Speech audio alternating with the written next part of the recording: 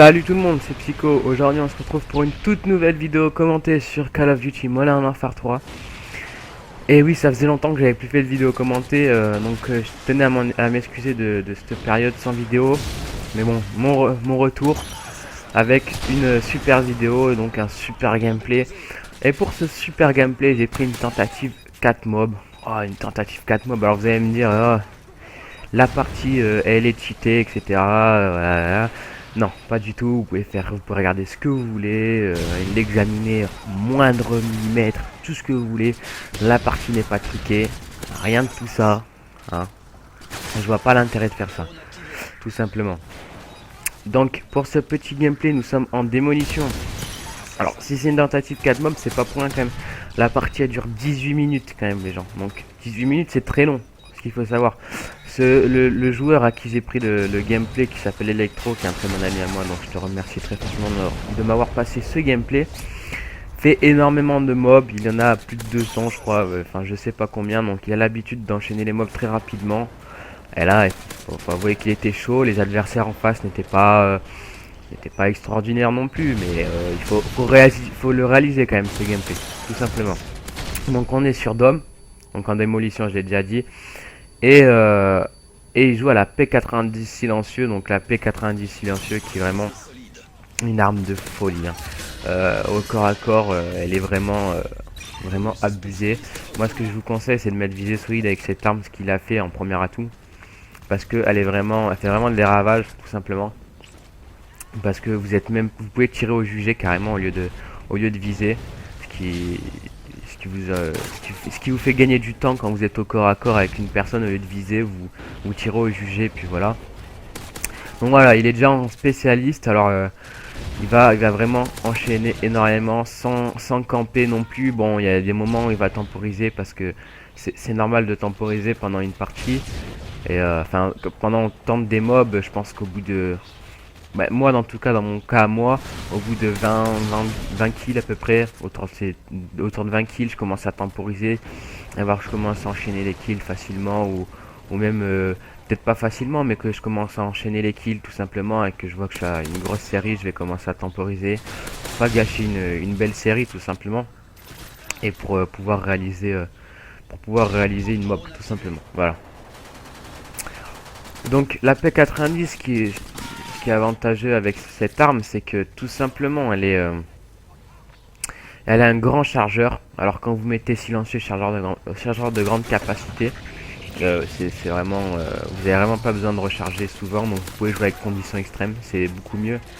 Vous n'êtes pas obligé de recharger toutes les 30 secondes.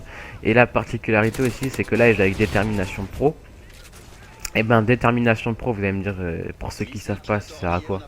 Bah tout simplement, en détermination pro, quand vous l'avez monté, il vous sert à, en fait, dès que vous faites deux assistances, la deuxième assistante est comptée comme un kill dans votre série. Donc ça va lui être très pratique au cours de cette partie, parce que grâce aux assistances, il va pouvoir gagner quelques frags pour ses mobs, ce qui va l'aider. Voilà.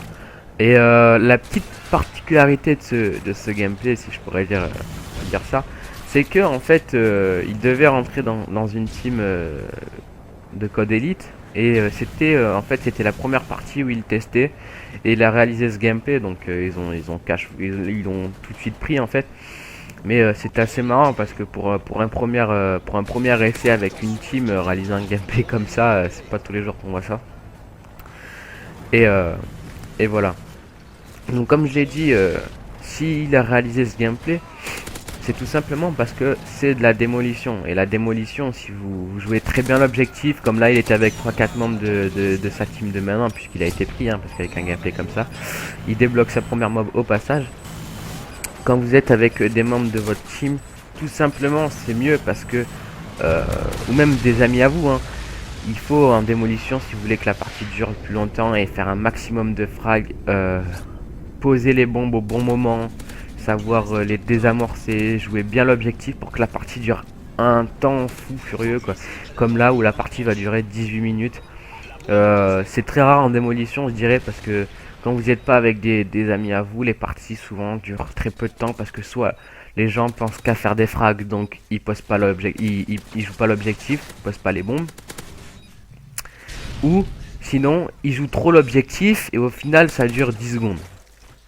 Et là, c'est complètement nul dans les deux cas puisque les parties durent pas longtemps. Et c'est un peu ce qui est dommage pour la démolition. Donc moi, ce que je vous conseille tout simplement, c'est un mode, si vous voulez jouer, il faut y aller en team. C'est tout. Si vous voulez y jouer, faut y aller avec un team ou avec plusieurs potes pour que ça dure longtemps et que vous puissiez faire des scores à plus de 100 kills. En plus, sur cette map, c'est vraiment un vrai massacre, quoi. Donc vous voyez, la première manche se finit. Et vous avez vu sur l'écran, là, le plus 40 qui vient de s'afficher, il y avait écrit cette assistance a compté comme un kill. Donc voilà, donc ça lui sert, tout simplement. Voilà, donc la première manche est finie. Première manche, première mob. Que de mieux? Quoi de mieux, vous allez me dire? Tout simplement, quoi de mieux? Et ben là, ça va être encore mieux sur la deuxième manche. Vous verrez, il va encore mieux enchaîner les frags. Surtout que là, il a commencé une petite série. Je sais plus s'il a commencé directement la deuxième série pour la mob. Mais il va enchaîner très rapidement la deuxième mob, vous verrez. Donc aussi, je vais parler un peu des spawns sur MW3 parce que on en parle beaucoup. Et il y a une chose que les gens ne savent pas en fait sur MW3. Quand on dit que les spawns sont foireux, comme là, vous voyez, il viendra apparaître devant son viseur. On dénonce ces spawns foireux comme il y avait comme en domination quand on a par exemple le point A et B qui réapparaissent sur notre... Enfin, qu'ils ont qu'un drapeau et qui réapparaissent sur notre drapeau. Enfin, vous voyez ce que je veux dire. Et qu'on dit que ces spawns sont foireux. Je tiens à préciser quand même qu'on critiquait aussi les spawns de MW2. Et à force de critiquer de ça, ils ont voulu faire autre chose. Et ça c'est devenu encore plus foireux, tout simplement. En démolition sur MW2, on pouvait faire du spawn trap. Alors, spawn trap, pour ceux qui savent pas, c'est rester viseur fixe à un endroit et qui réapparaissent devant leur viseur. Moi maintenant je vais vous dire quelque chose. Je dirais pas dans quel mode, mais on peut faire du spawn trap sur MW3. Tout simplement parce qu'il y a des maps comme Dome Mission où sur ce mode là, il n'y a que 6 points de réparation pour les ennemis. Et tout simplement quand il y a 6 points de respawn pour les ennemis, ben vous les mettez, vous mettez à la place des 6 spawns et puis dès qu'ils réapparaissent, vous les tuez. C'est très j'ai déjà fait quelques parties, c'est assez marrant. Bon, j'en fais pas tout le temps parce que là j'en fais plus même plus du tout parce que c'est marrant de parties en fait. Mais après ça devient un peu lourd, sachant que le problème qu'il y a sur MW3, c'est que quand vous XP trop en fait dans une partie, comme il y a eu tellement de gens qui boostaient sur MW2 et qui faisaient des 150 000 XP qui passaient 4 niveaux par partie et tout, et qui la deuxième mob au passage, et que ils XP grâce à ça parce qu'ils boostaient tout simplement.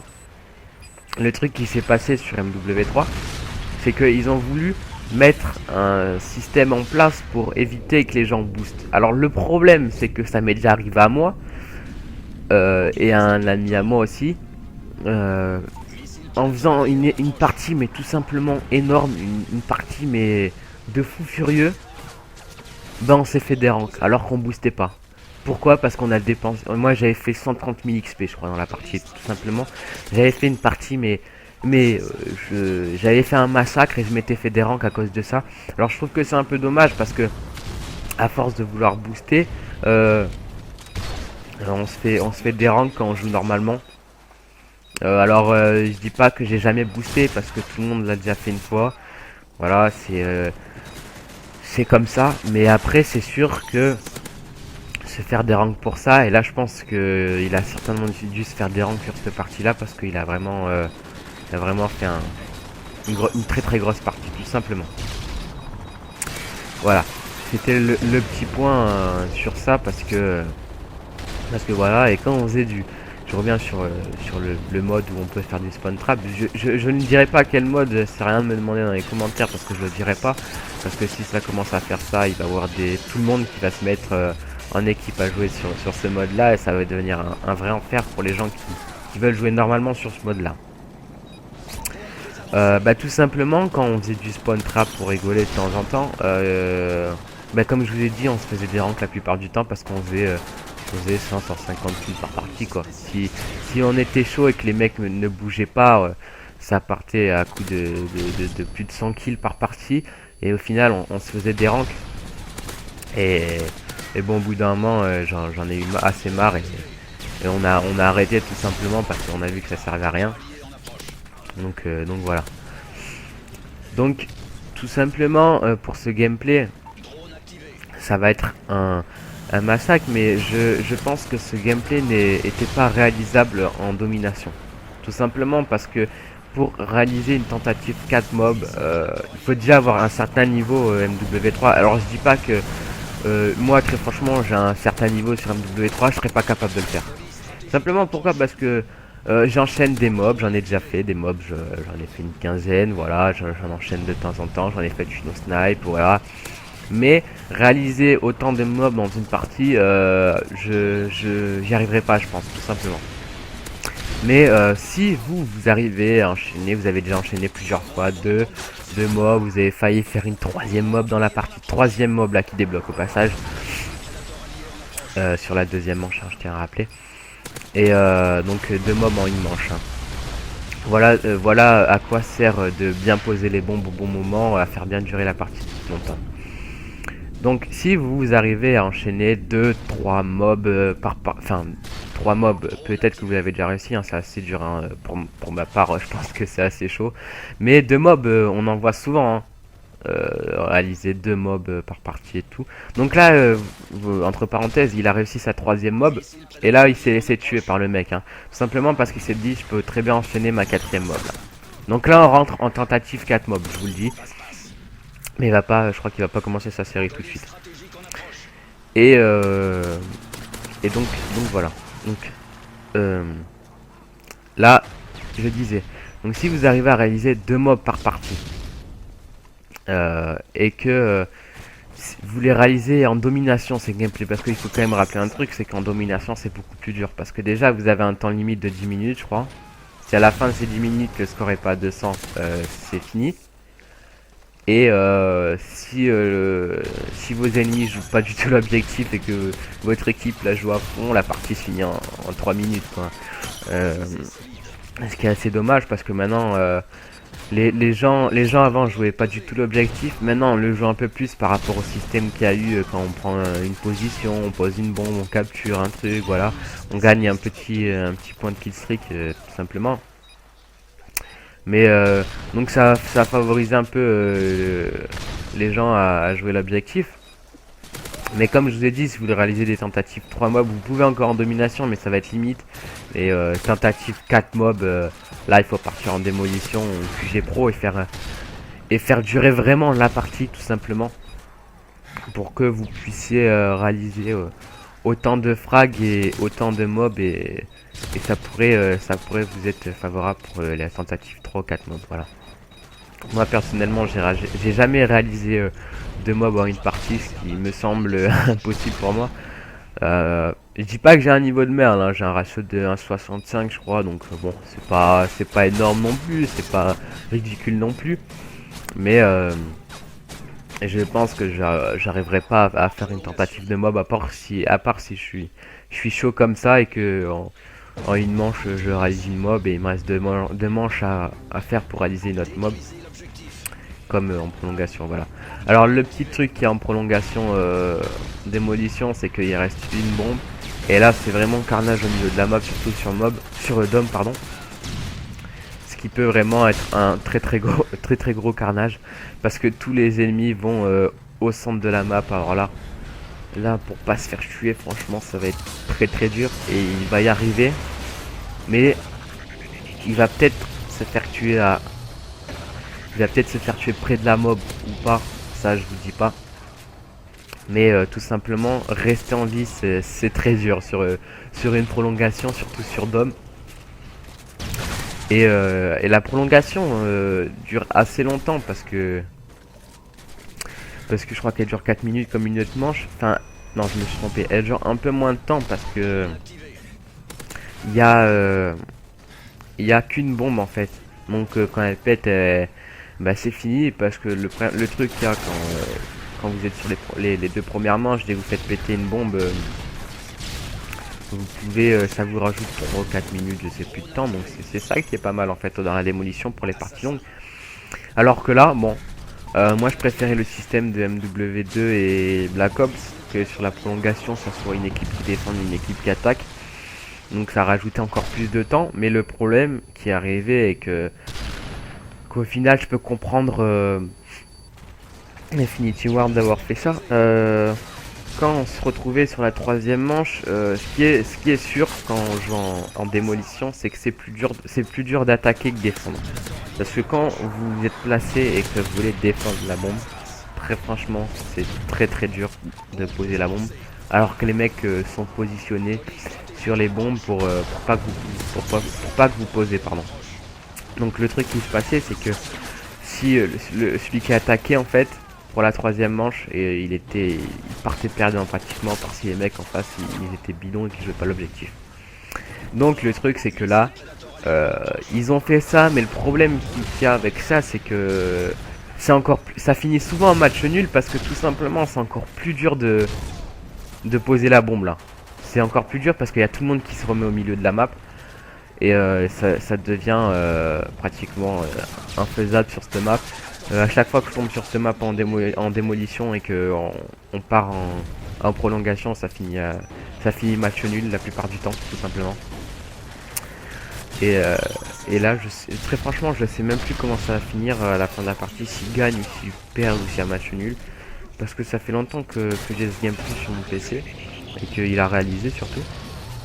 Donc voilà, donc là vous voyez la bombe elle est posée et il me semble qu'elle va exploser. Il me semble hein. Non je pense. Non je dis une bêtise. Ou quoi que. Ou peut-être pas, je sais plus. Donc voilà. Donc il aura réalisé beaucoup plus d'enchaînements sur ces manches là. Hein. Vous voyez que là il repart en spécialiste. Et qu'il avait déjà été en spécialiste auparavant. Je crois que dans la manche avant, il est monté à 18-20 kills, je crois. Dans cette manche-là, que vous avez vu, au bout d'un moment, il enchaînait énormément en spécialiste.